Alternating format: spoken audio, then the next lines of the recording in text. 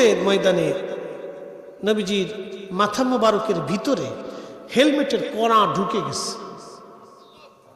লোহার যে হেলমেটটা ছিল এর ভিতরে যে কড়া থাকে, এই কাফেররা মাথার উপর আঘাত করছে, ওই আঘাতে হেলমেট ঢুকে কড়াটা ভিতরে ঢুকে গেছে, ভেঙে গেছে। হেলমেটের ভিতরে যে কড়াটা এই হাড়ের মধ্যে ঢুকে গেছে। তো কেউ টেনে বের করতে পারে না। হুজুরের খুব কষ্ট হচ্ছিল আর বেয়ে বেয়ে রক্ত পড়তেছিল। এক সাহাবী চিন্তা করলো এই কড়াটাকে যদি বের করতে হয় এক টানে বের করা লাগবে। কামড় দিয়ে ধরে একটা জোরে টান মারলেন, কড়া তো বের হলো, কিন্তু সাহাবীর দাঁত ভেঙে পড়ে গেল। সাহাবী মনে কিছুই করলেন না, আমার দাঁত চলে যায়, যাক আমার নবীর যাতে কষ্ট না হয়। আল্লাহু আকবার। মালিক ইবনে সানানা জিহ্বা লাগাই দিলেন, রক্তগুলি পড়তেছে। যদি কাপড় দেন তাহলে নবীজির কষ্ট হবে, যদি সালার চট দিয়ে মুছতে যান নবীর কষ্ট হবে, ঘা ব্যথা পা লাগবে। মালিক ইবনে সানানার চিন্তা না, আমার জীবন চলে যাক, আমার কষ্ট হোক, নবী যাতে কষ্ট না পায়। সাহাবীরা জীবনের সব কিছু উজাড় করে দিয়ে নবীকে ভালোবাসতেন। মালিক ইবনে সানানা জিহ্বাখানা লাগায় চেটে চেটে রক্ত পান করে ফেলতেছে। সাহাবী ডাক দিয়ে বলল, মালিক তুমি কি জানো না রক্ত পান করা হারাম? ফেলে দাও তুমি রক্ত। মালিক ইবনে সানানা একটু বৃদ্ধ সাহাবী ছিলেন। আবু সাঈদ খুদরি রাদিয়াল্লাহু আনহুর সম্মানিত পিতা, মুহাদ্দিস সাহাবীর বাবা, তখন তিনি বৃদ্ধ। ইশকে রাসূল দলিল দিয়ে হয় না,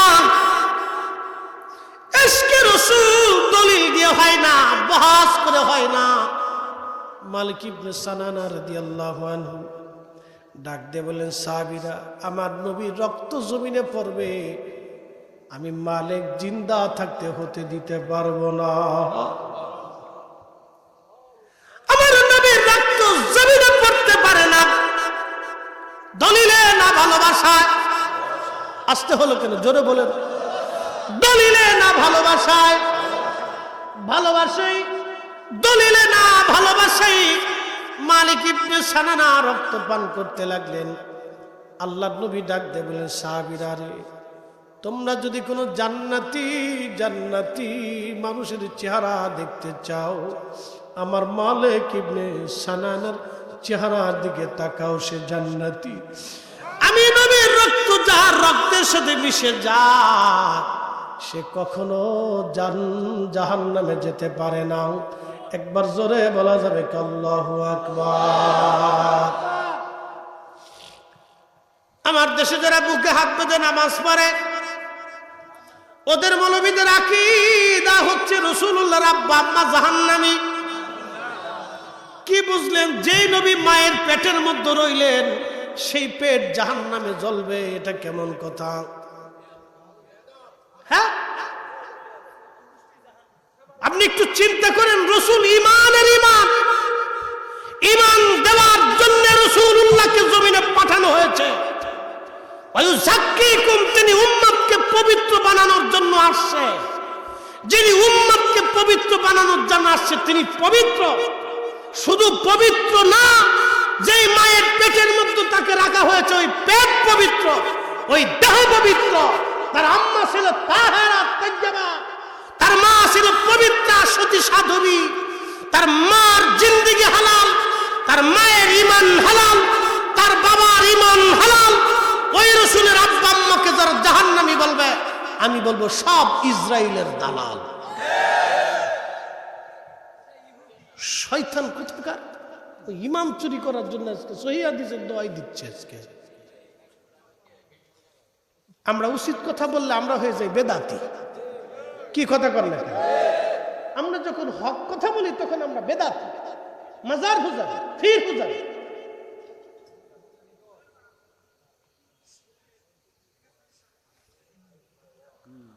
প্রিয় বরুড়ার মুসলমান পয়েল গাছাবাসী, যেই রক্তের সাথে রক্ত মিশে গেল, সাহাবীরা রে, জান্নাতি কোন মানুষ যদি দেখতে চাও আমার মালিকের চেহারার দিকে তাকাও, সে আল্লাহর জান্নাতি। আল্লাহ আল্লাহ, কি করে বুঝাবো আপনাকে? বলেন, মালিক ইবনে সানানা নবীজির রক্ত খেয়ে ফেললো, এটা কি দলিলে না ভালোবাসা? নবীর প্রেমিকেরা দিশেহারা মরণের ভয় করে না, প্রেম তো মরে না, প্রেম তো মরে না। প্রেম করেছেন ওয়াসকুরুনি, মুখের দন্ত ভাঙলেন তিনিও। নবীর প্রেমী হযরত হামজালা ঘরে থাকতে পারে না, প্রেম তো মরে না। নবীর প্রেমিকেরা দিশেহারা মরণের ভয় করে না, প্রেম তো মরে না। আল্লাহুম্মা সাল্লি আলা, আহা মাশাআল্লাহ, ওয়া আলা আলি সাইয়্যিদিনা।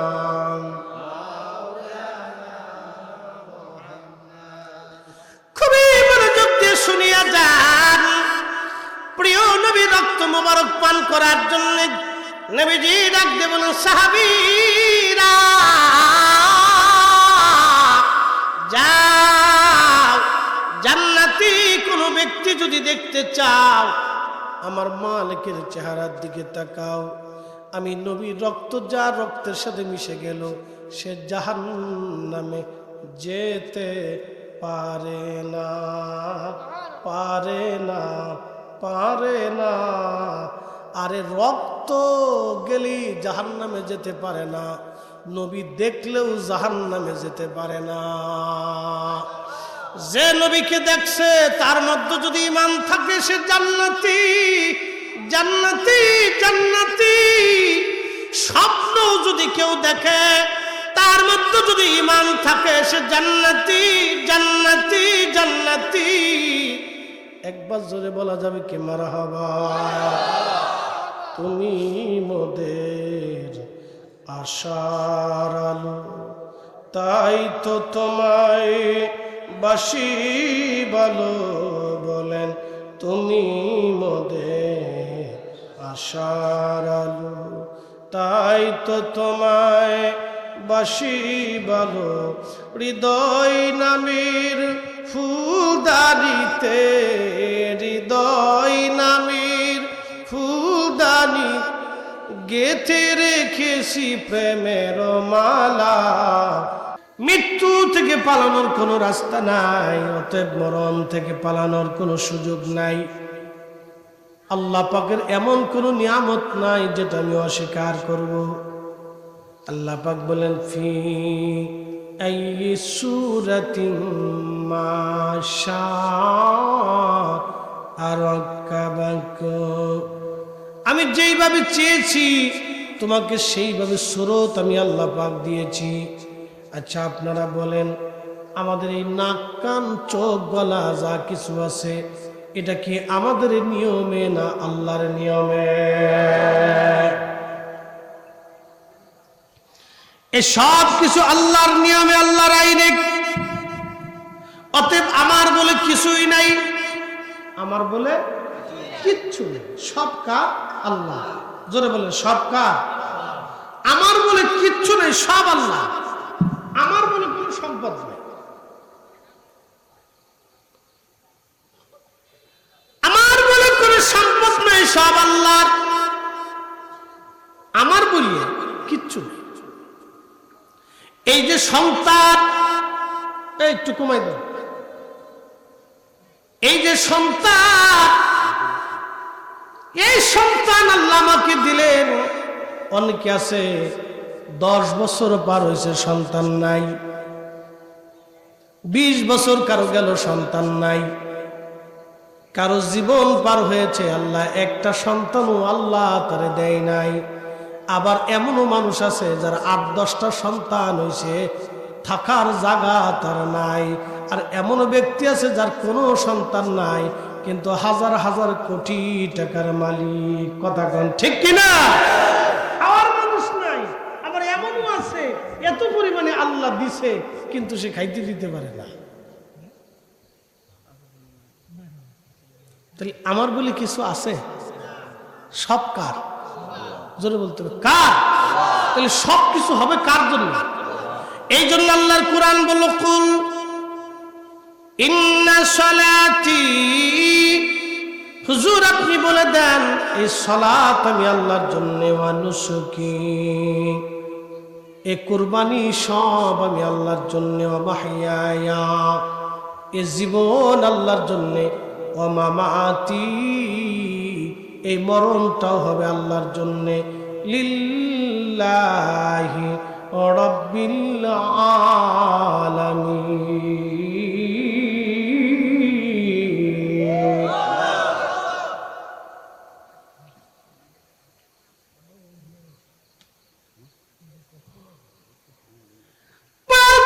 মুসলমান আমার বলে কোন সম্পদ নাই। এই জন্য কবি বলছে, আমার আমার সারো দমের জিকির করো, পাইলেও পাইতে পারো তাহারে। কি কথা ঠিক কিনা? আমার আমার সারো দমের জিকির করো। দমের মানে দমে দমে আল্লাহর জিকির করতে থাকো। তুমি চাইলেও পাইলেও পাইতে পারো তারে। তুমি চেষ্টা করে দেখো তাহলে আল্লাহর পাইতে পারো।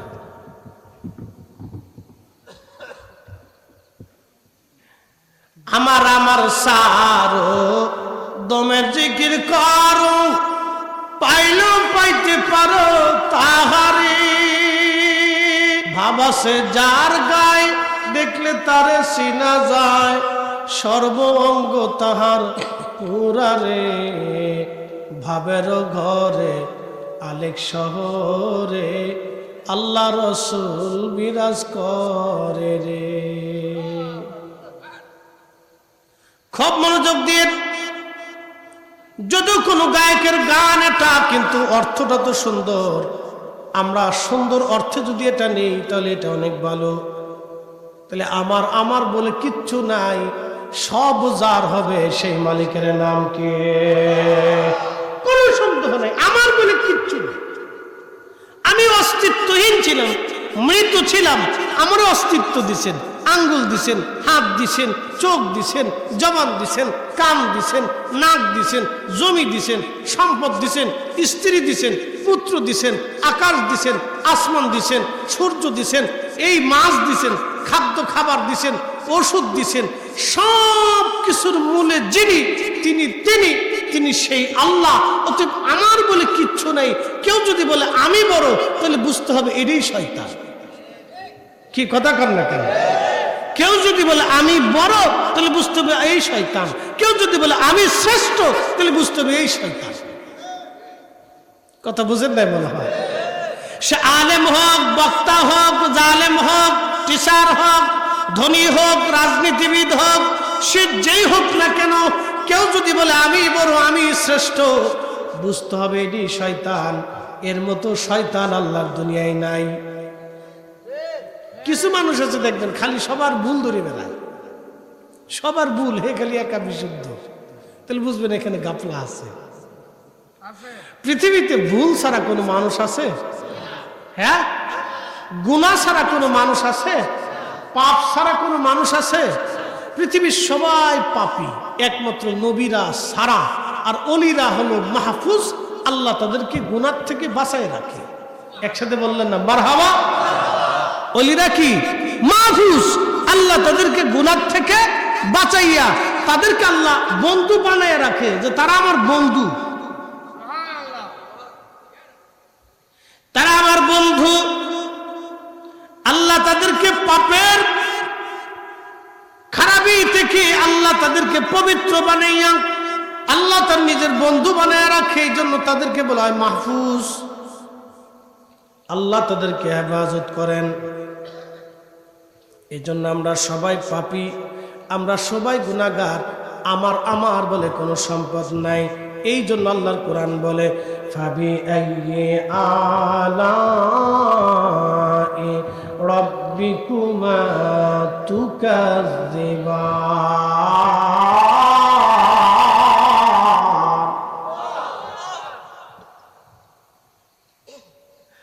আল্লাহ বারে বারে ডাকতে, হে বান্দা,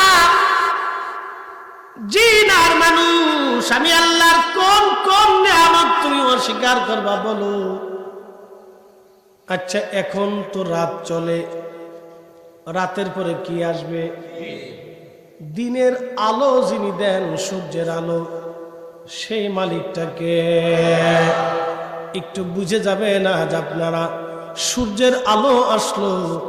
এই যে বর্তমান যে পৃথিবীতে আপনারা আছেন, এই পৃথিবীর 13 লক্ষ পৃথিবীর সমান হলো একটা সূর্য। 13 লক্ষ পৃথিবীর সমান একটা সূর্য। 13 লক্ষ পৃথিবী এক জায়গা করলে যত বিরাট হবে, একটা সূর্য হলো তত বিরাট। এই সূর্যের মধ্যে কোনো নদী নাই, কোনো সাগর নাই, কোনো মানব নাই, দানব নাই। পৃথিবীতে 4 লক্ষ প্রজাতির জীব আছে। বিজ্ঞানের গবেষণায় পৃথিবীতে 4 লক্ষ প্রজাতির জীব আছে, মানব জাতিও ছাড়া। আরো 4 লক্ষ প্রজাতির জীবন এই পৃথিবীতে আছে। কিন্তু সূর্যের মধ্যে কোনো জীবন নাই, শুধু আগুন আর আগুন, আগুন আর আগুন, আগুন আর আগুন। সূর্যের উত্তাপ 200 কোটি ডিগ্রি সেলসিয়াস। 13 লক্ষ পৃথিবীর সমান একটা সূর্যের ভিতরে শুধু আগুন আর আগুন। এই আগুনটাকে যিনি জ্বালায় রাখেন, কোটি কোটি বছর ধরে এই আগুনটাকে যিনি জ্বালায় রাখলেন, একটা সেকেন্ডের জন্য এই আগুনটা বন্ধ হলো না। একটা সেকেন্ডের জন্য যিনি বন্ধ করলেন না, কোটি কোটি বছর আগুনটাকে জ্বালাইয়া পৃথিবীর উপরে যিনি আলো দিচ্ছেন, সেই মালিকের নাম কি? বলে আপনি শুধু সূর্যের আলোর নিয়ামতটাই অস্বীকার করার কোনো রাস্তা নাই। আপনি সূর্যের আলো কি জিনিস এটা যদি বুঝতে চান, তাহলে ঘাসের উপরে একটা ইট রেখে দিবেন। ঘাসের উপরে একটা ইট রাখবেন, 15-20 দিন পরে ইটটা সরানোর পরে দেখবেন ইটের নিচে ঘাস মরে গেছে। কি কথা কর না? কারণ কি? সূর্যের আলো পাইনি। সূর্যের আলো না পাওয়ার কারণে ইটের নিচের ঘাস যদি মরে যায়, তাহলে 6 মাস সূর্য যদি বাংলাদেশে না আসে, তাহলে কি হবে বলেন তো?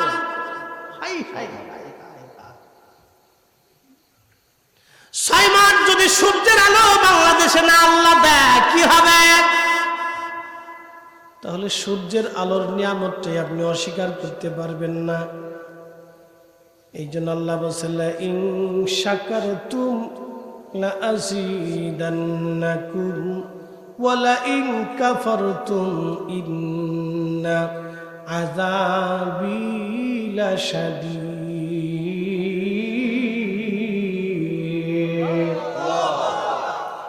বান্দা, তুমি আমার কৃতজ্ঞ হও। আমি আল্লাহর নিয়ামতের কৃতজ্ঞতা তুমি আদায় করো। আমি আল্লাহ রাব্বুল আলামিন তোমারে নিয়ামত বাড়ায় দিব, বাড়ায় দিব, বাড়ায় দিব।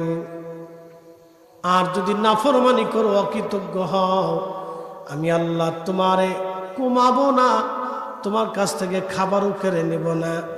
তোমাকে আমি আল্লাহ সুযোগ দিব, হাত্তা যুরতুমুল মাকাবির, কবর পর্যন্ত সময় পাবা। তারপরে ইন্না আযাবি লাশাদীদ, একেবারে শক্ত শাস্তি তোমাকে দিব, যে শাস্তি হবে কঠিন এবং জটিল শাস্তি। জেলখানার থেকে পালাতে পারবেন, রিমান্ড থেকে ছুটাতে পারবেন, আইনের ফাঁক ফোকর দিয়ে আদালত থেকে বের হয়ে আসতে পারবেন। আল্লাহর কোরআন বলতেছে, বান্দা আমি আল্লাহ যদি ধরি তো ধরার থেকে পালানোর সুযোগ নাই। ইন্না বাতুশা রাব্বিকা লাশাদীদ, আমি আল্লাহর ধরা বড় শক্ত ধরা, এই ধরার থেকে পার পাওয়ার কোনো রাস্তা নাই, পালানোর মতো কোনো রাস্তা নাই, পালিয়ে যাওয়ার কোনো সুযোগ নাই। আমার সারো দমের জিকির করো, পাইলেও পাইতে পারো খুদারি। ভাবাসে যার গায়ে দেখলে তারে চিনা যায়, সর্ব অঙ্গ তাহার পুরারে। ভবের ঘরে আলেক শহরে আল্লাহ রসুল বিরাজ করে রে।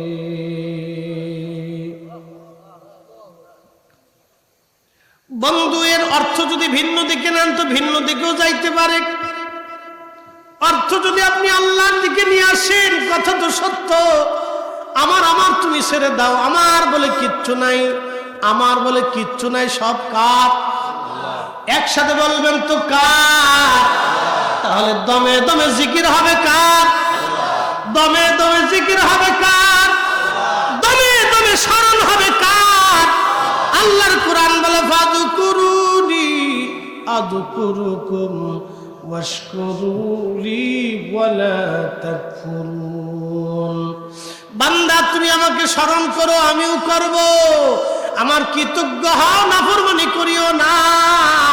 আল্লাহর কোরআন আরো বলতেছে ফাইদা কাদাইতুমুস সালাতা ফাযকুরুল্লাহ কিয়ামান ওয়া কুউদান ওয়া আলা যুনুবিকুম। বান্দারে, নামাজ শেষ করেছো, দাঁড়িয়ে আছো, আমি আল্লাহর জিকির করো। বসে আছো, আমি আল্লাহর জিকির করো। শুয়ে রইছো, আমি আল্লাহর জিকির করো। তাহলে দমে দমে দমে দমে জিকির হবে কার? স্মরণ হবে কার? কৃতজ্ঞতা হবে কার? আল্লাহ আল্লাহ আল্লাহ। আমাদেরকে কবুল করে নেন। সকলে আওয়াজ তুলে বলেন আমিন।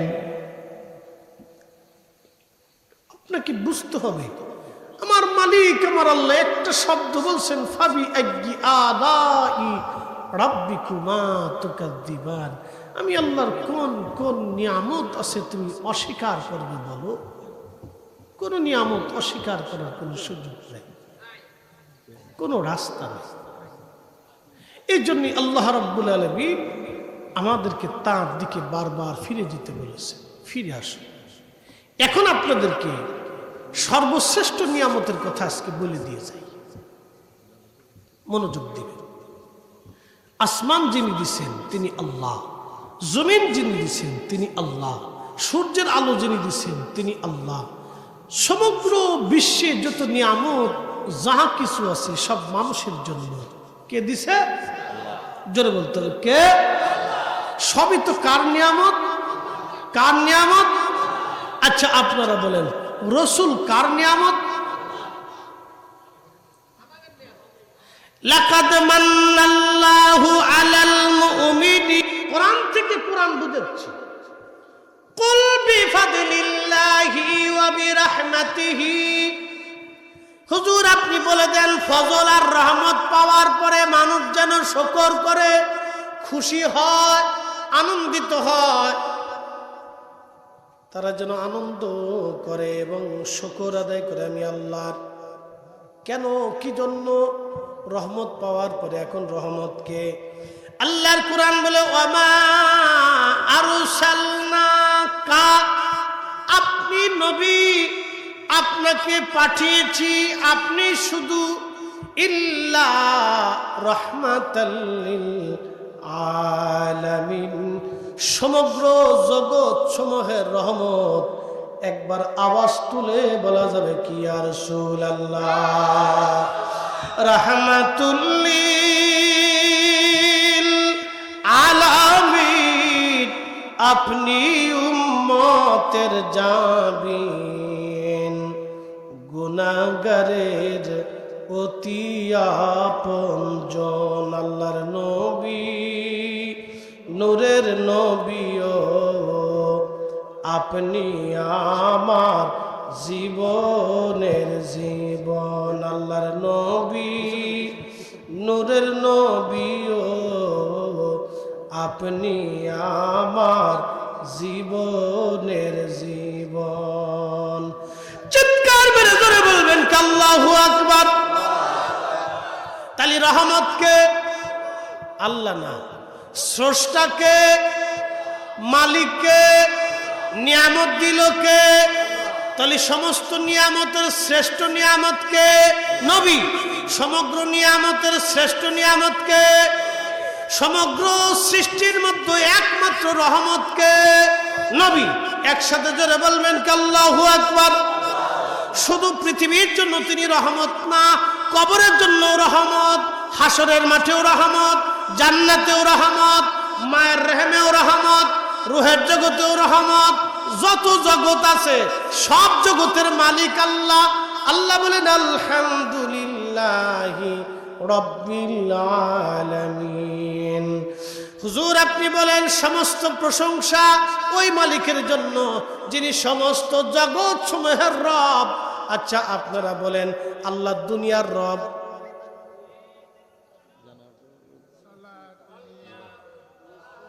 সাল্লে আলা সাইয়্যিদিনা মাওলানা মুহাম্মদ।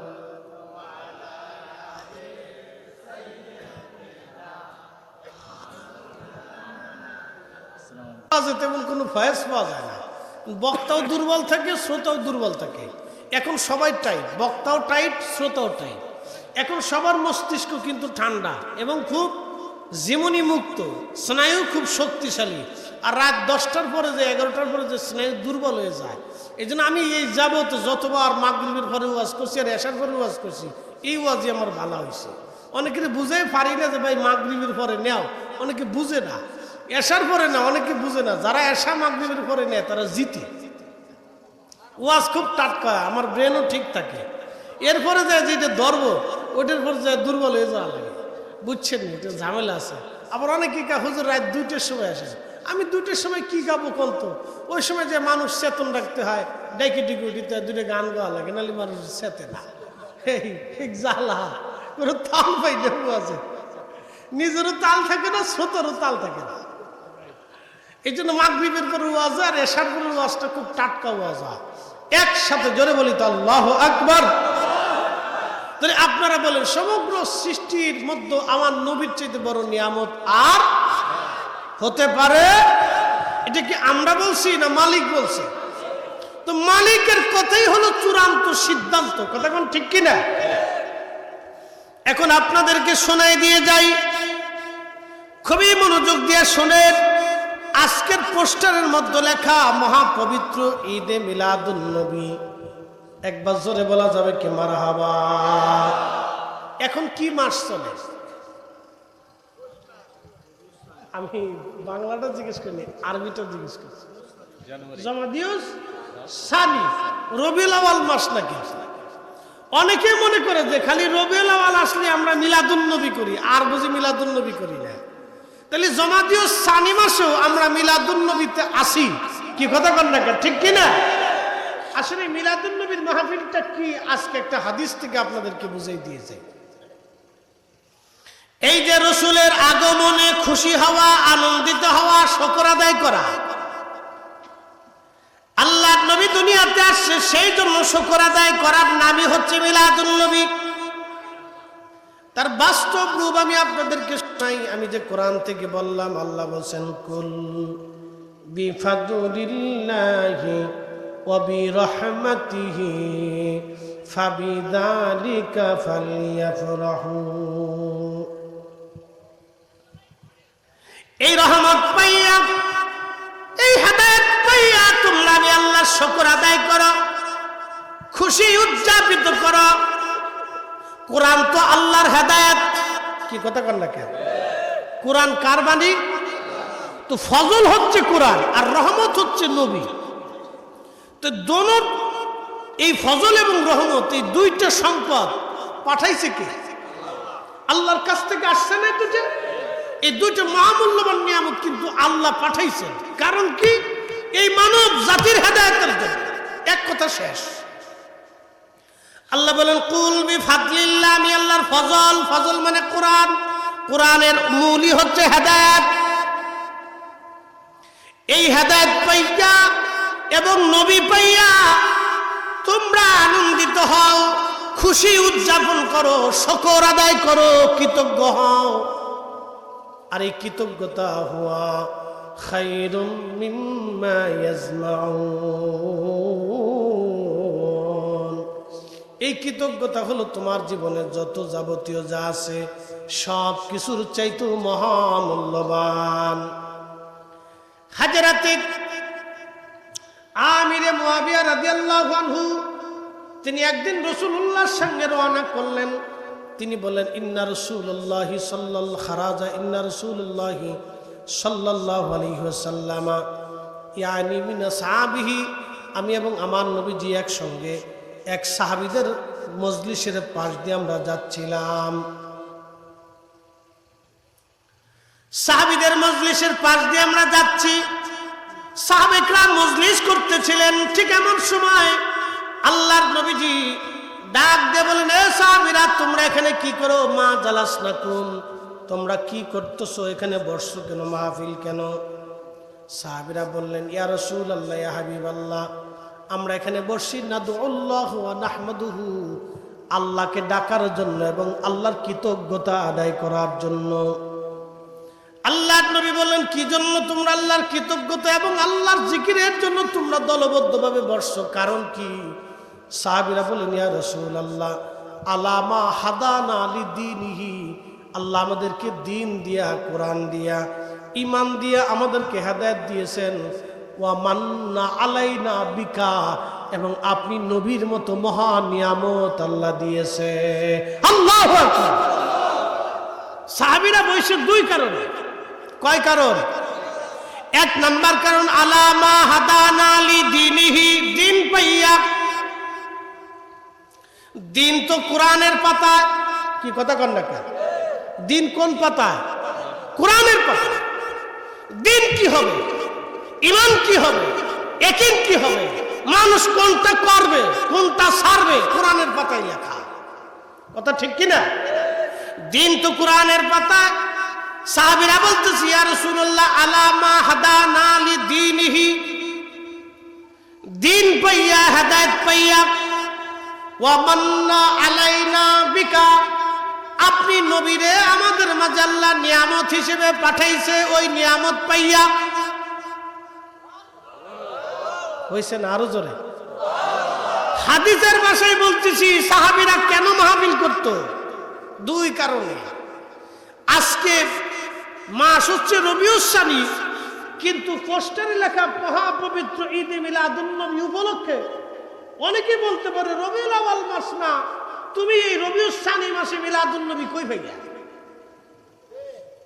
তার মানে আশিকে রাসূলদের জন্য মিলাদুন নবী প্রত্যেক ক্ষণে, প্রত্যেক সময়ে, প্রত্যেক দিনে, প্রত্যেক মুহূর্তেই হয়। কথা কন না? ঠিক কিনা? নবীর আগমনে আমরা সবসময় আনন্দিত, উৎফুল্লিত। আমরা সবসময়, যে কোনো সময় রাসূলের আগমনে, নবীর মিলাদে খুশি হইয়া আমরা যে কোনো সময় সুন্নিরা মিলাদ মাহফিল দিতেই থাকি। একই কথা কন না কেন? আর ওরা আমরা খালি বেদাতি বলতেই থাকে। তোমারও সাতার বেদাতের ফতোয়ার গোষ্ঠী কিলাই। একই কথা কন না কেন?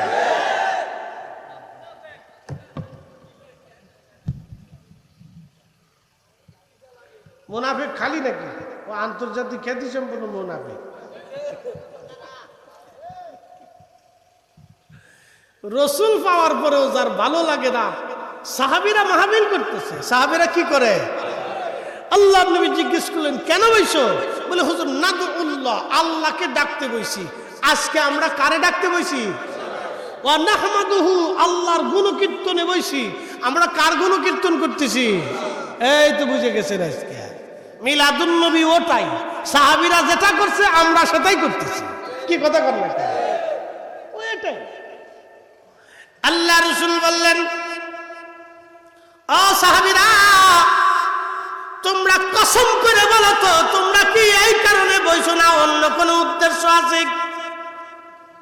তোমরা কসম করো, তোমরা কি শুধু এই কারণে বইছো নাকি অন্য কোনো কারণ আছে? সাহাবীরা কসম করে বলতেছে ইয়া রাসূলুল্লাহ ওয়াল্লাহি, কারেন্ট এসে, ওয়াল্লাহি আল্লাহর কসম করে বলি, আমরা শুধু এই কারণেই আজকের মাহফিল দিছি, আমরা দলবদ্ধভাবে বৈশা আল্লাহরে ডাকতেছি, আল্লাহর গুণকীর্তন করতেছি, শুধুমাত্র আলা মা হাদানা লি দীনিহি, আপনি দিন পেয়েছি, ইমান পেয়েছি, কোরআন পেয়েছি।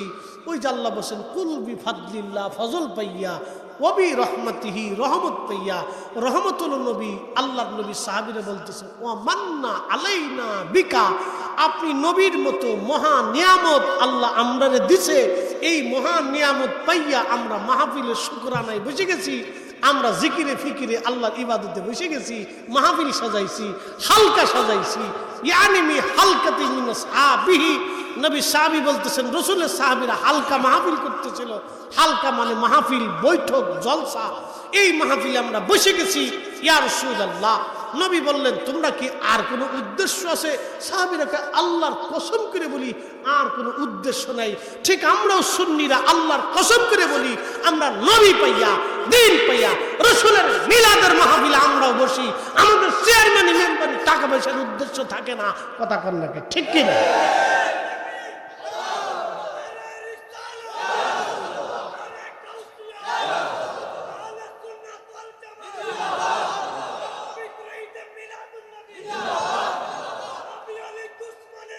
শিয়ার শাহ, নারে তাকবীর, নারে রিসালাত, মিলাদুন নবী যেখানে, মিলাদ কিয়াম যেখানে, কারো ফতোয়ার গোষ্ঠী কি? হ্যাঁ কি কথা বলে না? হ্যাঁ কথা করে বলে।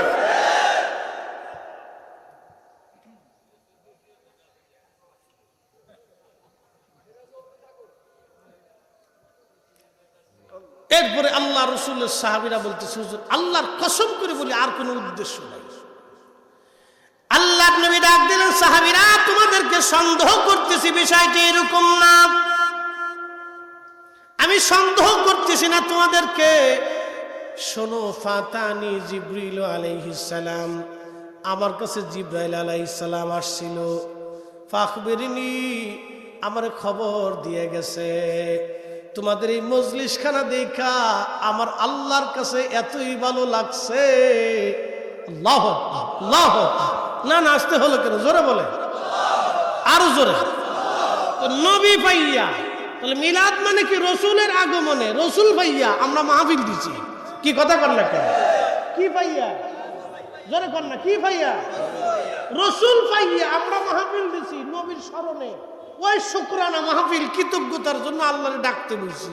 তো রসুল পাইয়া, মান্না আলাইনা বিকা, সাহাবীরা বলতেছে আপনার মতো মহান নিয়ামত পাইয়া আমরা মাহফিল সাজাই দিছি হুজুর, আমরা বেহেশতের বাগানে বসছি, নাদুল্লাহ নাহমাদুহু, আল্লাহকে ডাকতেছি, আল্লাহর ফিকির করতেছি, আল্লাহর গুণকীর্তন করতেছি। আমরা সুন্নিরা মিলাদুন নবীর অর্থ হচ্ছে নবীর আগমনে রসুল পাইয়া আমরাও মাহফিল সাজাইয়া আল্লাহর গুণকীর্তন করি, আল্লাহরে ডাকি, আল্লাহর হাম করি। তোমরা চোখে যাটা বেদাত বেদাত মনে হয়, তোমরা এই ফতোয়ার গোষ্ঠী কি নাই, তোমার বেদাত নিয়ে তুমি শুয়ে থাকো। আমরা সুন্নিরা যতদিন জিন্দা থাকবো ততদিন রাসূলুল্লাহর মিলাদের মাহফিলে, আল্লাহর জিকিরের মাহফিলে আমরা বসবই, করবই। কথা কর ঠিক না বেটা? আল্লাহু আকবার।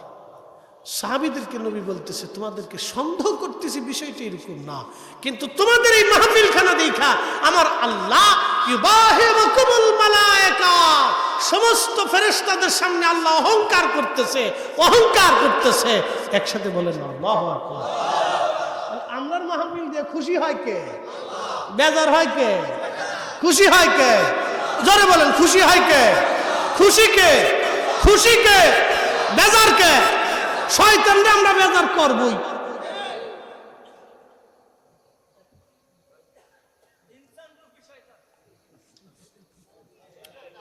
আল্লাহ আমাদের সঠিক বুঝ দিক, সকলে বলে না আমিন। তাহলে মাহফিল কি চলবে না বন্ধ হবে? আল্লাহ কবুল করুক, বলে না আমিন। তারা মুক্তাসারের ভিতরে আপনাদের সামনে কোরআন থেকে একবারে সচ্চা সচ্চা কথা বলার চেষ্টা করছি। তাহলে আমরা কার জন্য? জোরে বলতে হবে, কার জন্য? আল্লাহর জন্য। তাহলে ইবাদত হবে কার? জিকির হবে কার? আল্লাহর। প্রিয় উপস্থিতি, এগুলি আমাদেরকে বুঝতে হবে। আল্লাহর অসংখ্য নিয়ামত দিয়ে আল্লাহ সৃষ্টিটিকে সাজিয়েছেন, কিন্তু আমার রসুলের চাইতে বড় নিয়ামত সৃষ্টির মধ্যে আর কিছু হতেই পারে, হতে পারেই না, কখনোই না। সেই নবী আমরা পেয়ে আমাদের জীবন অনেক বড় ধন্য। শুধু ধন্যই না, আমার আর আপনার মতো নাসিজ আর নাফরমানকে আল্লাহ ওই নবীর উম্মত বানাইছে। আহা, সমস্ত নবীরা যে নবীর উম্মত হওয়ার জন্য বাসনা করত, আল্লাহ বিনা বাসনায়, বিনা চাওয়া, বিনা দরখাস্তে এই নবীর উম্মত আল্লাহ বানাইছে। কত বড় দয়া আল্লাহ করেছেন। হাজার বছর যদি সিজদার মধ্যে পড়ে কৃতজ্ঞতা আদায় করি, কিয়ামত পর্যন্ত হায়াত দেওয়ার পরেও যদি আল্লাহর জিকিরে ফিকিরে কাটাইয়ে দিয়া আল্লাহ শুকর আদায় করি, বাপ এই শুকরিয়া তো শেষ হবেই না। কি কথা বলেন, ঠিক কি না? তো অসম্ভব শেষ করা। তারপরেও আমরা কিছুটা করে হক আদায় করার চেষ্টা করি। কি কথা, ঠিক কি না? আমরা হক আদায় করার চেষ্টা করি, এটাই। আর আপনারা বেদাত বলে বন্ধ করবার চাচ্ছেন, তো করতে থাকেন আর আমরা করতে থাকি। কি কথা, ঠিক কি না? আপনারা বন্ধ করার চেষ্টা করতে থাকেন আর আমরা চালাইতে থাকি। আল্লাহ কবুল করুক, সকলে বলে না। শোনেন, ঘটনা হচ্ছে কি, এই ইশকে রসুলটা কিন্তু দলিল দিয়ে হয় না, বা প্রেমের ব্যাপার। কথা তো সত্য। গাসলুল মালায়েকা হযরত হানজালা, তিনি স্ত্রী ঘরে রেখে গোসল ফরজ এটা বাদ দিয়ে উহুদে চলে গেছিলেন। দলিলে না ভালোবাসা? হ্যাঁ না, আসতে হবে না, জোরে বলেন, দলিলে না ভালোবাসা? ভালোবাসা। মালিক ইবনে সানানা তিনি রক্তপান করতেছে। উহুদের ময়দানে নবীজির মাথা মোবারকের ভিতরে হেলমেটের কড়া ঢুকে গেছে। লোহার যে হেলমেটটা ছিল এর ভিতরে যে কড়া থাকে, এই কাফেররা মাথার উপর আঘাত করছে, ওই আঘাতে হেলমেট ঢুকে কড়াটা ভিতরে ঢুকে গেছে, ভেঙে গেছে। হেলমেটের ভিতরে যে কড়াটা এই হাড়ের মধ্যে ঢুকে গেছে। তো কেউ টেনে বের করতে পারে না। হুজুরের খুব কষ্ট হচ্ছিল আর বেয়ে বেয়ে রক্ত পড়তেছিল। এক সাহাবী চিন্তা করলো, এই কড়াটাকে যদি বের করতে হয় এক টানে বের করা লাগবে। কামড় দিয়ে ধরে একটা জোরে টান মারলেন, কড়া তো বের হলো, কিন্তু সাহাবীর দাঁত ভেঙে পড়ে গেল। সাহাবী মনে কিছুই করলেন না, আমার দাঁত চলে যায়, যাক, আমার নবীর যাতে কষ্ট না হয়। আল্লাহু আকবার। মালিক ইবনে সানানা জিহ্বা লাগাই দিলেন, রক্তগুলি পড়তেছে। যদি কাপড় দেন তাহলে নবীজির কষ্ট হবে, যদি সালার চট দিয়ে মুছতে যান নবীর কষ্ট হবে, ঘা ব্যথা পা লাগবে। মালিক ইবনে সানানার চিন্তা না, আমার জীবন চলে যাক, আমার কষ্ট হোক, নবী যাতে কষ্ট না পায়। সাহাবীরা জীবনের সব কিছু উজাড় করে দিয়ে নবীকে ভালোবাসতেন। মালিক ইবনে সানানা জিহ্বাখানা লাগায় চেটে চেটে রক্ত পান করে ফেলতেছে। সাহাবী ডাক দিয়ে বলল, মালিক, তুমি কি জানো না রক্ত পান করা হারাম? ফেলে দাও তুমি রক্ত। মালিক ইবনে সানানা একটু বয়োবৃদ্ধ, বৃদ্ধ সাহাবী ছিলেন। আবু সাঈদ খুদরি রাদিয়াল্লাহু আনহুর সম্মানিত পিতা, মুহাদ্দিস সাহাবীর বাবা। তখন তিনি বৃদ্ধ। ইশকে রাসূল দলিল দিয়ে হয় না,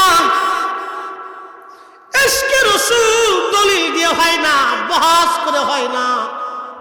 মালিক ইবনে সানানা রাদিয়াল্লাহু আনহু ডাক দিয়ে বলেন, সাহাবীরা, আমার নবীর রক্ত জমিনে পড়বে, আমি মালিক জিন্দা থাকতে হতে দিতে পারবো না। আমার নবীর রক্ত জমিনে পড়তে পারে না। দলিলে না ভালোবাসা? আসতে হলো কেন, জোরে বলেন। দলিলে না ভালোবাসায়? ভালোবাসাই, দলিলে না ভালোবাসাই মালিক ইবনে সানানা রক্ত পান করতে লাগলেন। আল্লাহর নবী ডাক দিয়ে বলেন, সাহাবীরা রে, তোমরা যদি কোনো জান্নাতি জান্নাতি মানুষের চেহারা দেখতে চাও, আমার মালিক ইবনে সানানার চেহারার দিকে তাকাও, সে জান্নাতি। আমি নবীর রক্ত যার রক্তের সাথে মিশে যায়, সে কখনো জাহান্নামে যেতে পারে না। একবার জোরে বলা যাবে আল্লাহু আকবার। আমার দেশে যারা বুকে হাত বেঁধে নামাজ পড়ে, ওদের মৌলবীদের আকীদা হচ্ছে রাসূলুল্লাহর আব্বা আম্মা জাহান্নামী। কি বুঝলেন? যেই নবী মায়ের পেটের মধ্যে রইলেন, সেই পেট জাহান্নামে জ্বলবে, এটা কেমন কথা? হ্যাঁ, আপনি একটু চিন্তা করেন। রাসূল ঈমানের ঈমান, ঈমান দেওয়ার জন্য রাসূলুল্লাহকে জমিনে পাঠানো হয়েছে। ওয়ায়ুযাক্কিকুম, তিনি উম্মতকে পবিত্র বানানোর জন্য আসছে। যিনি উম্মতকে পবিত্র বানানোর জন্য আসছে, তিনি পবিত্র। শুধু পবিত্র না, যেই মায়ের পেটের মধ্যে তাকে রাখা হয়েছে, ওই পেট পবিত্র, ওই দেহ পবিত্র। তার আম্মা ছিল তাহেরা তাইয়্যিবা, তার মা ছিল পবিত্রা সতী সাধবী, তার মার জিন্দেগি হালাল, তার মায়ের ঈমান হালাল, তার বাবার ঈমান হালাল। ওই রাসূলের আব্বা আম্মাকে যারা জাহান্নামী বলবে, আমি বলবো সব ইসরাইলের দালাল, শয়তান কোথাকার। ঈমান চুরি করার জন্য আজকে সহিহ হাদিসের দোয়াই দিচ্ছে। আজকে আমরা উচিত কথা বললে আমরা হয়ে যাই বেদাতি। কি কথা করলে? আমরা যখন হক কথা বলি তখন আমরা বেদাতি, মাজার পূজারি, ফির পূজারি।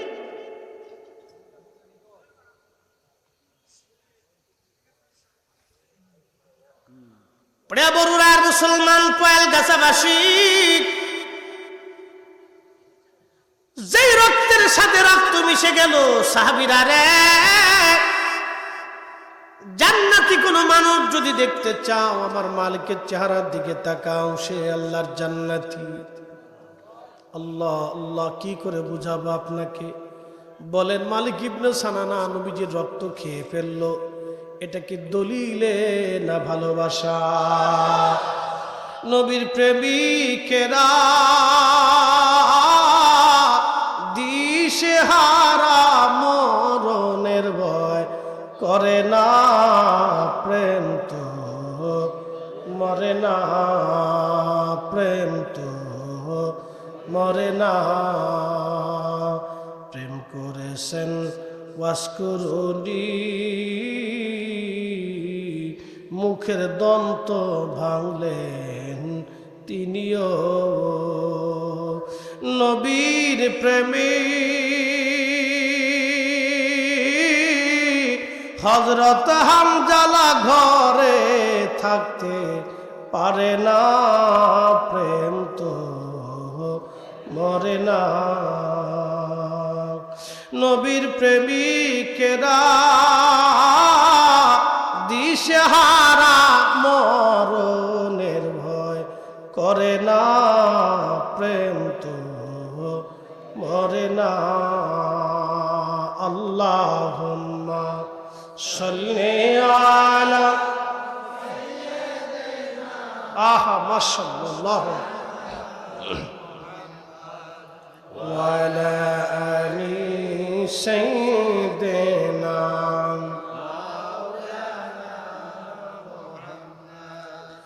খুবই মনোযোগ দিয়ে শুনিয়া যান। প্রিয় নবী রক্ত মোবারক পান করার জন্য নবীজি ডাক দিয়ে বলেন, সাহাবীরা যাও, জান্নাতি কোনো ব্যক্তি যদি দেখতে চাও, আমার মালিকের চেহারার দিকে তাকাও।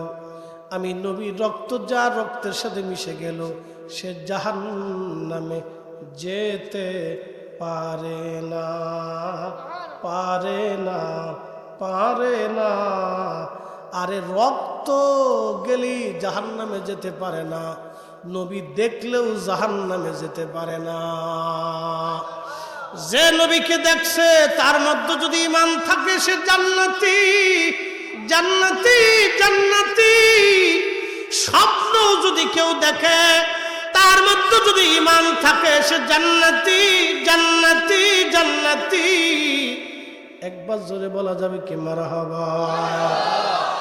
তুমি মোদের আশার আলো, তাই তো তোমায় বাসি ভালো বলেন। তুমি মোদের আশার আলো, তাই তো তোমায় বাসি ভালো। হৃদয় নামের ফুলদানিতে, হৃদয় নামের ফুলদানি গেথে রেখেছি প্রেমের মালা।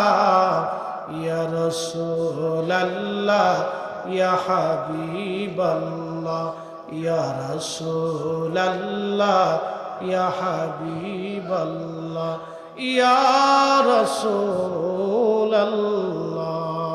লা ইলাহা জোরে লা ইলাহা ও লা ইলাহা ও লা ইলাহা।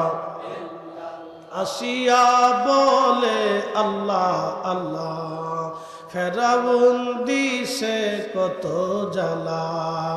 আল্লাহ বলেন ও জিবরাইল, আল্লাহ বলেন রাগিল খুলো হে জান্নাতের তালা। লা ইলাহা জোরে লা ইলাহা ও লা ইলাহা ও লা ইলাহা ও লা ইলাহা। হাসবি রব্বি জাল্লাল্লাহ মা ফি কলবি গায়। আহা নূর মুহাম্মদ বলি নূর মুহাম্মদ, পড়ি লা ইলাহা ইল্লাল্লাহ,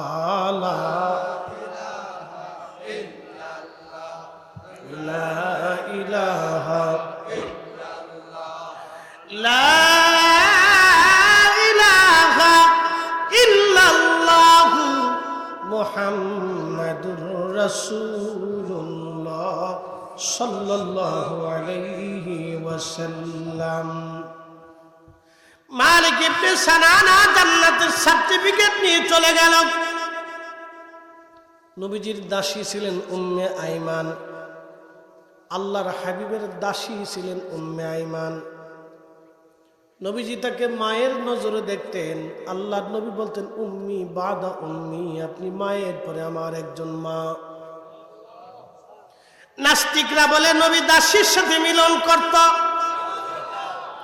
তার মানে ওরা হলো হারামজাদা। কথা কম জোরে বলেন, কি জাদা কি জাদা জোরে বলেন। আল্লাহর রাসূল আল্লাহর হাবিব তার চরিত্র নিয়ে যারা বাজে কথা বলে ওদের জন্ম হয়েছে আতারে পাতারে, ঝোরে জঙ্গলে, বেঞ্চের পার্কে, হোটেলে মোটেলে, অবৈধভাবে শিয়াল কুত্তার যেইভাবে জন্ম হয় ওদের জন্মটা ওই রকম। কথা বলেন ঠিক কিনা? নবী বলতেন উম্মি বাদা উম্মি, আপনি মায়ের পরে আমার একজন মা। একজন দাসীকে নবী মার নজরে দেখতেন, মায়ের মতো তার সাথে আচরণ করতেন। নিজে যাহা খাইতেন মাকে তা খাওয়াইতেন। মাঝে মধ্যে একই ঘরে নবীজি ঘুমাইতেন, কারণ মা। মুসলমান খুবই মনোযোগ। একদিন আল্লাহর নবী হুজরা মুবারকে ঘুমায়, ঘুমানোর আগে নবীজি বললেন আম্মা গটির মধ্যে যেটা আছে আপনি ফেলে দিয়েন সকালবেলা। উম্মে আইমান ঘুমায়, গভীর রাত্রিবেলা তৃষ্ণা লেগে গেছে। আল্লাহর নবী ঘটির মধ্যে পেশাব করে রাখছিলেন। পেশাব আল্লাহর হাবিব পেশাব করে রাখছে ঘটির মধ্যে।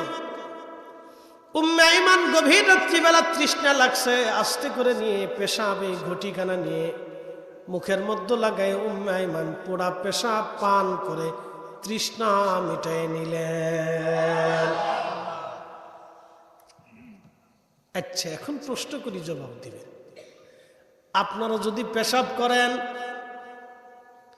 এক এক করে পেশাব করলো মসজিদে, চৈত মাস, কি মাস? চৈত মাস মসজিদের বাথরুমে পেশাব চলে। খাদেম সাহেব মনে করেন ওই বাথরুম পরিষ্কার করল না, প্রচন্ড গরমে রোদের তাপে বাথরুমে একবারে শুকায় গেছে। 10 জনের পেশাব, কি পরিমাণে গন্ধ চিন্তা করেন। ওখানে আর বসাই যায় না, অ্যাসিড কারে কয়, খুব মারাত্মক অ্যাসিড। এমন গন্ধ, অ্যাসিডের এমন তাপ যে আপনি ওখানে বসতে পারবেন না, ওই গন্ধে আপনি অস্থির হয়ে যাবেন। আপনি ঘটির মধ্যে যদি সন্ধ্যা রাতে পেশাব করেন, যত রাত যায়, যত টাইম যায়, ততটা দুর্গন্ধ বাড়ে। কথা ঠিক কিনা? কিন্তু আল্লাহর নবীর পেশাব, উম্মে আইমান রাদিয়াল্লাহু আনহা পেশাব মোবারককে মুখে নিলেন, গন্ধও লাগলো না। আপনারা যদি পেশাব দেখবেন, মানুষের পেশাব লোনা, মানুষের রক্ত লোনা, মানুষের শরীর থেকে যেগুলি নির্গত বের হয় সবই লোনা লোনা। মানুষের শরীর আপনি চামড়া চেটে দেখবেন, এটা লোনা, লবণের মতো লোনা লোনা লোনা লোনা। ভাইজান আমার, উম্মে আইমান পেশাব মোবারক মুখে নিলেন। কথা ছিল লোনা লোনা লাগবে, কিন্তু লোনাও লাগে না, গন্ধও লাগলো না। উনি পেশাব মোবারক পানির মতো গিলে ফেলে দিলেন। তার মানে আমার পেশাব আর নবীর পেশাব এক পেশাব না, কিন্তু একই পানি আমরা পান করলাম, একই পানি। নবীজি যে কুয়ার পানি পান করতেন, সাহাবীরা ওই কুয়ার পানি পান করত। কি কথা ঠিক কিনা? পানি এক, পেশাব ভিন্ন, দেহ এক, সুগ্রাণ ভিন্ন। আমি 7 দিন গোসল না করলে শরীর থেকে পাড়ার গন্ধ আসবে। কি কথা ঠিক কিনা? শুনতে খারাপ শোনা যাবে, পাড়া কিন্তু কোনো গালি না, এটা একটা জন্তুর না। ওরে যত শ্যাম্পু সাবান যায় দেন, ওর গন্ধ যায় না। আপনি যদি একটানা 7 দিন গোসল না করেন, পুরা শরীর থেকে দুর্গন্ধ ছড়াবে। কিন্তু আমার নবীজি গোসল না করলেও শরীর মোবারক থেকে মিশকের ঘেরান আসতো। আল্লাহু আকবার, আল্লাহু আকবার। কি করে বুঝাবো আপনাকে? নবী পাকের দেহ মোবারক আর আমাদের দেহ এক না। বাবাজি নবীর পেশাব মোবারক আর আমাদের পেশাব এক না। নবীর পেশাব আমাদের পেশাব যদি এক না হয়, তাহলে নবী মানুষ, আমরা মানুষ, এক মানুষ না। কি কথা কন না কেন? যারা বলে নবী খাইতো আমরা খাই, নবী ঘুমাইতো আমরা ঘুমাই, নবী পেশাব পায়খানা করতো আমরা করি, ওর ছাতা কি বলত কোথাকার ব্যাখ্যা করতেছে। আন্তর্জাতিক ক্ষতি সম্পন্ন চিন্তা ভূত ব্যাখ্যা করতেছে, ওনার ব্যাখ্যাই শেষ হয়েছে। হ্যাঁ, নবীর উম্মত খুবই মনোযোগ দিয়ে শুনিয়া যান। রাহমাতুল লিল আলামিন নবীজির পেশাব মোবারক আর আমাদের পেশাব এক হলো না, রক্ত আর আমাদের রক্ত এক হলো না। নবীজির শরীর মোবারকের ঘাম, ঘাম থেকে সুঘ্রাণ আসতো। আমাদের শরীরের ঘাম থেকে বাবা আপনার স্ত্রী পর্যন্ত আপনার কাছে আসতে পারে না, ঠিক কিনা? তাহলে একরকম হলো না, এটা ভিন্ন রকম। ও নবীর উম্মত বুঝে যাবেন এটা। হযরত উম্মে আইমান পেশাব মোবারক পান করলেন। সকালবেলা তাহাজ্জুদের সময় নবীজি উঠলেন। তাহাজ্জুদের সময় ওঠার পরে হযরত উম্মে আইমানকে নবীজি জিজ্ঞেস করলেন, মা, ঘটির মধ্যে যেটা রাখছিলাম পেশাব কি করছেন? বলি, ইয়া রাসূলুল্লাহ, আমি পেশাব তো নিজে রাত্রিবেলা খেয়ে ফেলে দিয়েছি, পান করেছি। আল্লাহু আকবার। এখন বলে, যদি নবীর পেশাব হারাম হইতো, যদি নবীর পেশাব হারাম হইতো, তাহলে বলে আল্লাহর নবী বলতেন, মা করছেন কি, এখনই বমি করে ফেলে দেন, ওটা হারাম। কি কথা কন না কেন? কারণ রসুলের চাইতে এত বড় তাকওয়াশীল আর কেউ নাই। হালাল হারামের মতো এত বাছাবাছি নবীর মতো আর কেউ কোনোদিন করে নাই, কোনোদিন করবে না। কথা ঠিক কিনা? তিনি সাহেবের শরীয়ত। তিনি চাইলে ওই সময় উম্মে আইমান রাদিয়াল্লাহু আনহাকে গলার মধ্যে আঙ্গুল ঢুকে বমি করতে বলতেন, কিন্তু করেন নাই, বলেন নাই, বরং ছোট্ট করে একটা মুস্কি হাসি দিলেন। দাঁতের ভিতর থেকে নূর চমকায় চমকায় বের হতে লাগলো। ডাক দিয়ে বলেন, মা আপনি আমার পেশাব পান করেছেন, আপনি শুনে রাখেন, আপনার পেটে কোনোদিন পীড়া হবে না। আল্লাহু আকবার। পীড়া বুঝছেন? আপনার পেটের কোনো রোগই থাকবে না। গ্যাস্ট্রিক, আলসার, পেট খারাপ, পেটের যত রোগ আছে সব এক পেশাবে খালাস। তো পেশাবের মধ্যে কি গুণ ছিল রে আমার নবীর? আর এই পাড়া কোথাকার এসে ওয়াজ করতেছে রসুল আমার মতো, ওরে ছাতা, ওর মতো বলদ আল্লাহর দুনিয়া তোর একটাও আছে বলে আমার জানা নাই। কথা কর না? আকল জ্ঞানের ভিতরে মনে হয় কুত্তায় পেশাব করে দিচ্ছে। তো বোঝা উচিত। আল্লাহ রসুল এক বাক্যে বলে দিলেন, আপনার পেটে কখনো কোনোদিন পীড়া হবে না। পেশাবের মধ্যে কি আল্লাহ ওষুধ লুকায় রাখলেন আমার রসুলের, যে যাবতীয় সমস্ত পীড়া পেট থেকে খালাস হয়ে গেল।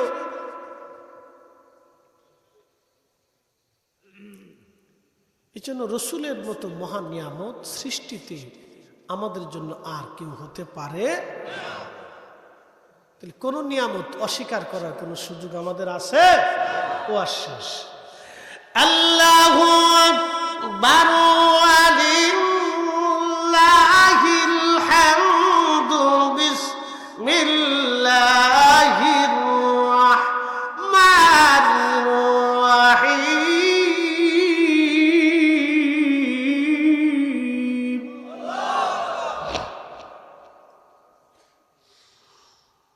ইয়া মাশারাল জিন্নি ওয়াল ইনসি ইন ইসতাতা'তুম আন তানফুযু মিন আকতারিস সামাওয়াতি ওয়াল আরদি ফানফুযু।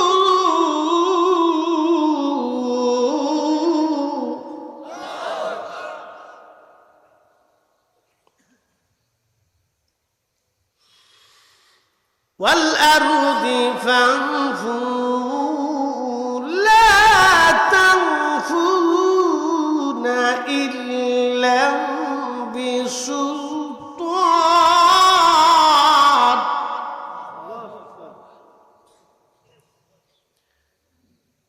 আল্লাহর কোরআন বলল, হে মানুষের জিন,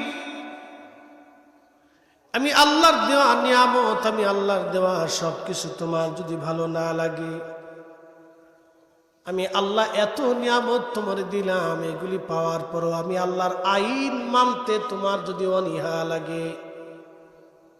কার আইন? জোরে বলতে হবে। আইন কার? কার? কার আইনে চলবো? শুয়োরের গোশত দিয়ে আর সুন্দর করে যদি বিরিয়ানি আইন বলি, ভাই শুয়োরের গোশত দিয়ে বিরিয়ানি আনছি, খাও, খাবেন? কারণ কি? কে হারাম করছে?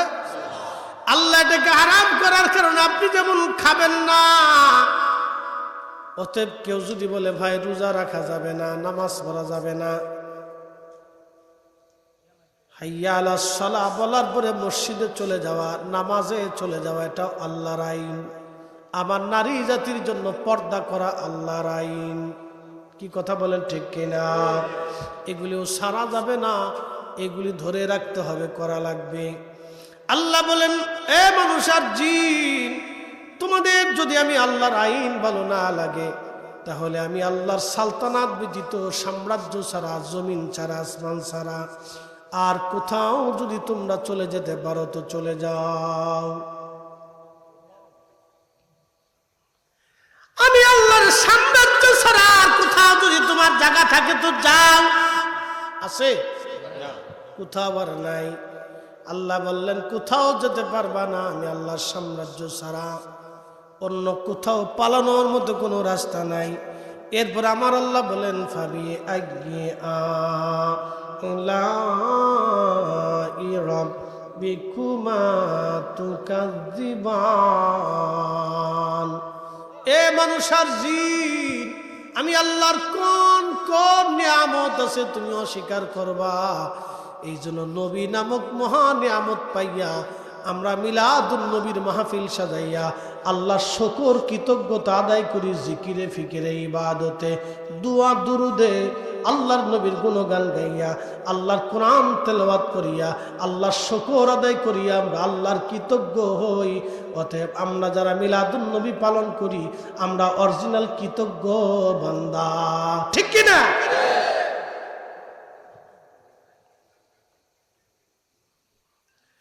আমরা আল্লাহর কৃতজ্ঞ। অতএব এই কৃতজ্ঞতা দান সৎকা করিয়াও যদি কৃতজ্ঞতা আদায় করতে চান তাও পারেন, করবেন। আমাকে মূল হলো কৃতজ্ঞ হতে হবে, কৃতজ্ঞতা আদায় করতে হবে, আমাকে আল্লাহ শুকর আদায় করতে হবে। আচ্ছা, আপনাদেরকে একটা কথা বলি, সন্তান পিতামাতার প্রতি কৃতজ্ঞ হবে না? আনিশকুরলি, কোরআন বলতেছে আমি আল্লাহর প্রতি কৃতজ্ঞ হও, ওয়ালি ওয়ালিদাইক, আমি আল্লাহর পরে তোমার পিতামাতার প্রতি তুমি কৃতজ্ঞ হও। এখন সন্তান যে বাবা মার প্রতি কৃতজ্ঞ হবে কি দিয়ে? খেদমত করে না, বাবা মার সেবা করে। অসুস্থ হলে ডাক্তার দেখাইতে হবে, বাবা মার সেবা করতে হবে, ভালো খাবার দিতে হবে, সুন্দর আচরণ করতে হবে, মধুর আচরণ। সন্তানকে বাবা মা ছোট্টকালে যেইভাবে লালন পালন করে মধুর আচরণ দিয়ে, আদর দিয়ে, চুমা দিয়ে, সোহাগ দিয়ে ভালোবেসে সন্তানকে খুশি রাখছে। রব্বিরহামহুমা কামা রাব্বায়ানি সগীরা। ছোট্ট বাচ্চাকে, সন্তানকে বাবা কোলে ভিতরে নিয়ে দুলায় দুলায় চুমায় চুমায় ভরে দেয়, আদর করে খুশি রাখে, হাসাইতে চায়, আনন্দিত রাখতে চায়। তার ক্ষুধা, তার কষ্ট, বাবা মার ক্ষুধা কষ্টের চাইতে অনেক গুণ বেশি ব্যথার কারণ হয়ে যায়। আল্লাহ বলছেন বান্দারে তুমি তোমার বাবা মার জন্য ওইভাবে দোয়া করো যেইভাবে তোমাকে ছোট্টকালে তোমার বাবা মা লালন পালন করছিল। তুমিও বলো হে রব আমার আব্বা আম্মাকে জান্নাতে তুমি ওইভাবেই লালন পালন করো। আল্লাহ আকবার। আল্লাহর কথার কত সূক্ষ্মতা, কত দৃঢ়তা, কত বিচক্ষণতা, আপনি মানে বুঝতে চাইলে আপনার আকল এসে যাবে। যে ছোট্টকালে শিশুকালে মা আমাকে যেইভাবে দোলায় দোলায় আনন্দ দিয়ে কোলে নিয়ে বুকে নিয়ে নিরাপদে রেখে মা আমাকে পালন করছে, আল্লাহ তুমি ওইভাবে জান্নাতে আমার আব্বা আম্মারে লালন পালন করো। আল্লাহু আকবার। চিন্তা করতে পারছে? তাহলে সন্তানের দায়িত্ব কি? পিতামাতাকে ওইভাবেই লালন পালন করা যেভাবে সন্তানকে বাবা মা লালন পালন করছে। আপনারা যদি মনে করেন যে দুই বেলা খাবার খাওয়াই আর দুইটা ডাক্তার ওষুধ টষুধ দেখে হক আদায় করে ফেলছি, বিষয়টা এরকম না। বিষয়টা এরকম না। আপনাকে ওইভাবেই লালন পালন করতে হবে যেইভাবে আপনাকে সে লালন পালন করছে।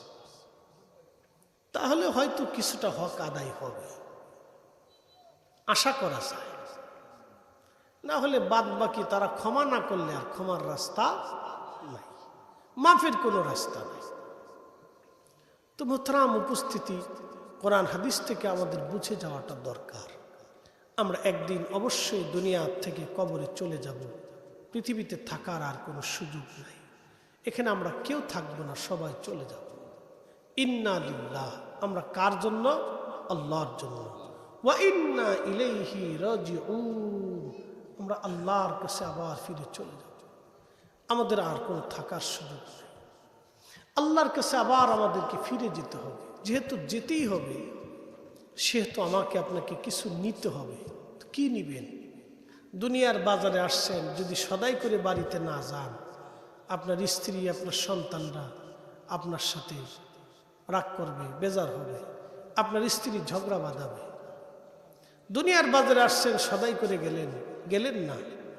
আখেরাতের বাজার থেকে, দুনিয়ার বাজার থেকে কিছু সদাই তো আখেরাতের সদাই করে নিয়ে যাওয়ার দরকার, কিছু পাথেও তো নিয়ে যাওয়ার দরকার। কিছু সংগ্রহশালায় যদি সংগ্রহ না থাকে তো বিরাট এই জীবনের জন্য কি করবেন? ছোট্ট একটু 60 বছরের জীবনের জন্য কত আয়োজন, সুন্দর বাড়ি, সুন্দর গাড়ি, সুন্দর নারী, সুন্দর খাবার, সুন্দর বাসস্থান, সুন্দর নিরাপত্তা, সুন্দর সুখের জন্য আপনি কত পরিশ্রম করতেছেন। দিনকে দিন মনে করেন না, রাতকে রাত মনে করেন না। এই যে পরিশ্রম, দিনের পর দিন, রাতের পর রাত, জীবন গঠনের প্রচেষ্টায় আপনি ব্যস্ত হয়ে গেছেন, আমি ব্যস্ত হয়ে গেছি। দুনিয়াদারির জন্য আমরা সবাই ব্যস্ত আছি, কিন্তু এর পিছনে আখেরাতের একটা বিরাট বড় জিন্দেগি, আবাদুন আবাদা খালিদিনা ফিহা আবাদা। চিরদিন একটা জীবন আপনাকে অতিবাহিত করতে হবে, যেটা শুরু হবে আর কখনো শেষ হবে না। সেই জীবনের নাম আখিরাত, পরকাল। একটা জান্নাত, একটা বাসস্থান আপনার জন্য নির্বাচন করে রাখছেন আল্লাহ। এমন একটা বাসস্থান যেখানে শুরু হবে আর কোনোদিন শেষ হবে। এই বিরাট বড় বাসস্থানের জন্য আপনি কি সংগ্রহ করেছেন? আপনার আগামী দিন কবরে প্রশ্ন হবে, আপনি প্রশ্নের জন্য কি এমন প্রস্তুতি গ্রহণ করেছেন? আমাদের ছেলেরা মেয়েরা পরীক্ষা দেয় সামনে, এই পরীক্ষায় অংশগ্রহণ করে তারা পরীক্ষায় পাশ করে কৃতকার্য হওয়ার জন্য 2 মাস, 3 মাস, 4 মাস একটানে স্টাডি করতে থাকে। পরীক্ষা দিয়ে আসার পরে ছেলেটা মসজিদের বারান্দা ছাড়ে না, ইমাম সাহেব হুজুরের দরজা ছাড়ে না। দেখবেন বিরাট বড় মুসল্লি হয়ে গেছে, পরীক্ষায় পাশ করার পরে কলেজে চলে গেলে আর মসজিদ চিনে না। বুঝতে পারছেন? এরকম অনেক মুসল্লি আছে, পরীক্ষায় পাশ করার পরে একবারে বিরাট বড় বুজুর্গ, মসজিদের বারান্দার সাইতেছে না। এই মনে করেন যে পরীক্ষা টরীক্ষা দিয়ে এসে মসজিদ ধরে ফেলছে, একবারে বিরাট বুজুর্গ, মসজিদ ছাড়তেছে না, বিরাট বড় নামাজি। পাশ টাস করার পর যখন কলেজে ভর্তি হয়ে যায় তখন আর আল্লাহও চিনে না, মসজিদও চিনে না। বুঝতে পারছেন? আবার যখন পরীক্ষা আসে আবার তখন মসজিদে শয়তানরা আসে, আর দুলাভাই কত বড় সিটার, তুমি আল্লাহর সাথে পাল্লা দিয়ে শুরু করছো। তো আল্লাহ সবই জানে, তারপরে আল্লাহ অনেক বড় দয়াশীল, বান্দারে দয়া করে। কি কথা কন, ঠিক কিনা? আল্লাহ জানে যে পরীক্ষা টরীক্ষা পাশ করার পরে আর মসজিদ আইতে, তারপরেও আল্লাহ তার জন্য নির্বাচন করে রাখে, তার দোয়া কবুল করে, আল্লাহ তারে মাফ করে। আমরা অনেক বড় দয়াশীল আল্লাহ, অনেক বড় মেহেরবান আল্লাহ, অনেক বড় দয়ার সাগর আমার আল্লাহ, দয়া করে আল্লাহ। তো মোহতারাম উপস্থিতি, এই যে আমরা পরীক্ষায় পাশের জন্য একটা ছেলের চেষ্টার কোনো ত্রুটি নেই, কিন্তু আমি আপনি জানি আগামীকাল আমার কবর হইতে পারে। কবরে 3টা প্রশ্ন হবে, মা রাব্বুকা মা দীনুকা মা কুনতা তাকুলু ফি হাক্কি হাযার রাজুল। এই প্রশ্নের জন্য কি আমি প্রস্তুত আছি কিনা, এই উত্তরটা দেওয়ার জন্য আমি রেডি আছি কিনা, এমন কি পাথেয় আমি সংগ্রহ করেছি, এমন কি ইমান, একিন ও রসুলের মহব্বত আমি কি নিলাম, কি রসুলের গোলামি আমি নিলাম, কি ইসলামের খেদমত আমি করে গেলাম। এটা হলো চিন্তার বিষয়। এই ফিকির, এই চিন্তা যদি কারো অন্তরে আসে, তাহলে আশা করি মার রব্বুকা, তোমার রবকে রব্বি আল্লাহ, তাহলে আল্লাহর সমস্ত হুকুম আমাদের মেনে চলতে হবে। কথা বলেন ঠিক কিনা? আমার দীনুকা, তোমার দিন কি বলবেন? আল ইসলাম, তাহলে ইসলামের যাবতীয় আইন কানুন আমার জীবনে পালন করতে হবে। মা কুনতা তাকুলু ফি হাক্কি হাযার রাজুল, এই লোকটাকে ওই দিন কবরে আমার নবীকে দেখানো হবে। আল্লাহু আকবার। আমার রসুলকে দেখে বলা হবে, তুমি এই লোক সম্পর্কে তোমার আকীদা কি, বিশ্বাস কি ছিল, তুমি বলো, তুমি কি জানতে, তুমি কি বলতে। দুনিয়াতে রসুল প্রেমে যারা পাগল হয়ে যায়, দুনিয়াতে রসুলের মহব্বতে যার জিন্দিগি চলে যায়, নবীর অনুসরণে যার জীবন কেটে যায়, সে রসুল করিমকে দেখার সাথেই আল্লাহ তাকে চিনাই দিবে এবং সে সাথে সাথে জবাব ও উত্তর দিয়ে দিবে। সে নবী দেখা তার অন্তর উৎফুল্ল হবে, আনন্দিত হবে। কথা বলেন ঠিক কিনা? আনন্দিত হবে। তো এই জন্য এই 3টা প্রশ্নের জন্য আপনাকে প্রস্তুতি নিতে হবে। কবরের এই প্রশ্নের জন্য, এক্সামিনেশন সেন্টারের জন্য আপনাকে প্রস্তুতি নিতে হবে। আল্লাহ প্রত্যেকের প্রস্তুতি গ্রহণ করার তৌফিক দিক, সকলে বলেন আমিন। একটু জবান খুলে একটু জিকির আমরা করব। আন্না রাফাস সাউত লিযিকরিহি নায়ানসারিফুন নাসু মিনাল মাকতুবা। নবীর জমানাতে ফরজ নামাজের পরে সাহাবীরা জোরে জোরে জিকির করত। আলা আহাদিন নবী সাল্লাল্লাহু আলাইহি ওয়াসাল্লাম, রাবাহুল বুখারী। অতএব আমরাও জোরে জোরে উচ্চ আওয়াজে জবান খুলে ইসমে জাতের জিকির করব। আল্লাহ আল্লাহ আল্লাহ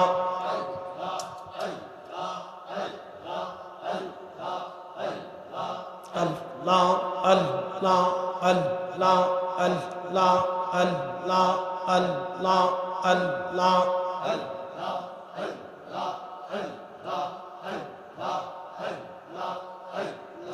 নবীজি গোলামের দেখা দিবেন রে। আল্লাহ আল্লাহ কোন সাধনে পাইব তোমার এই গো নবীজি কাঙ্গালে রে দেখা দিবেন রে। আল্লাহ আল্লাহ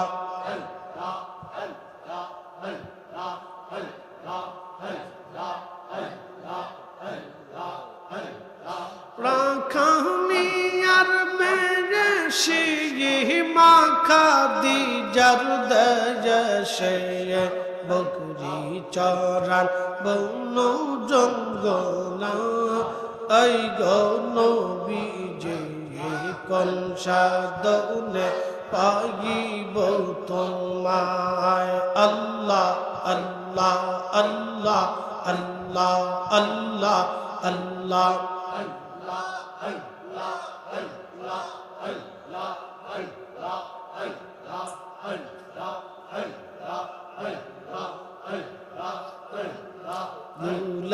মেরে দেখা দিবেন দিয়ে এই গো নবীজি কোন সাধনে পাইব তোমায়। আল্লাহ আল্লাহ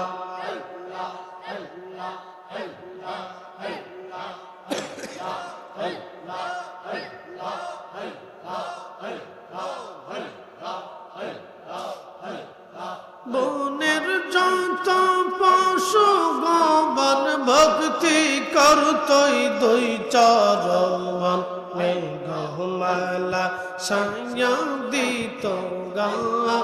এই গো নবীজি কোন সাধনে পাইব তোমায়।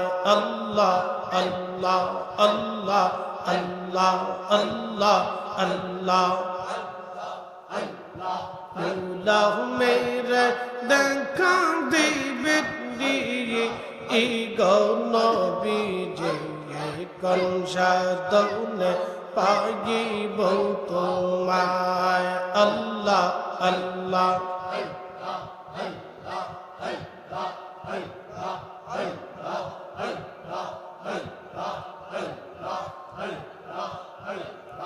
এই সমস্ত মুজে যারা দেখা হযরত খাদিজা জীবন যৌবন সঁপিল আপনা। এই গো নবীজি কোন সাধনে পাইব তোমায়। আল্লাহ আল্লাহ মেরে দেখা দিবেন দিয়ে এই গো নবীজি কোন সাধনে পাইব তোমায়। আল্লাহ আল্লাহ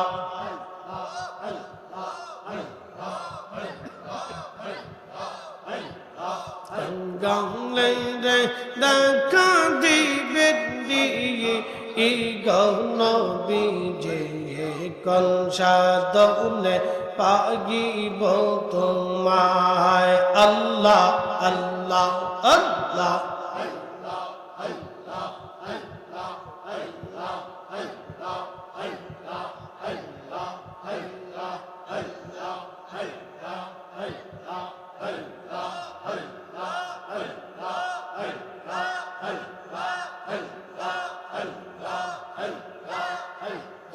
রাসূলুল্লাহ আমার নয়ন মনি মক্কে মাদানী হাবিবুল্লাহ আমার নয়ন মনি আল্লাহ আল্লাহ রাসূল আমার ইয়া রব্বাসী জাগার জন্যে মন উদাসী নবীর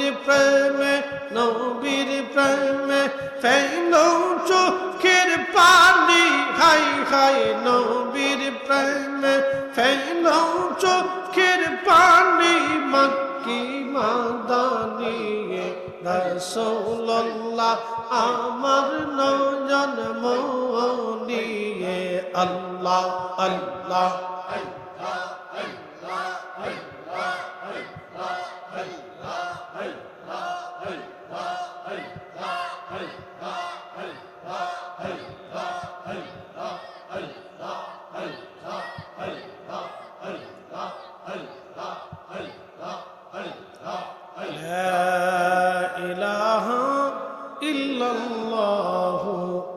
মুহাম্মাদুর রাসূলুল্লাহ সাল্লাল্লাহু আলাইহি ওয়াসাল্লাম।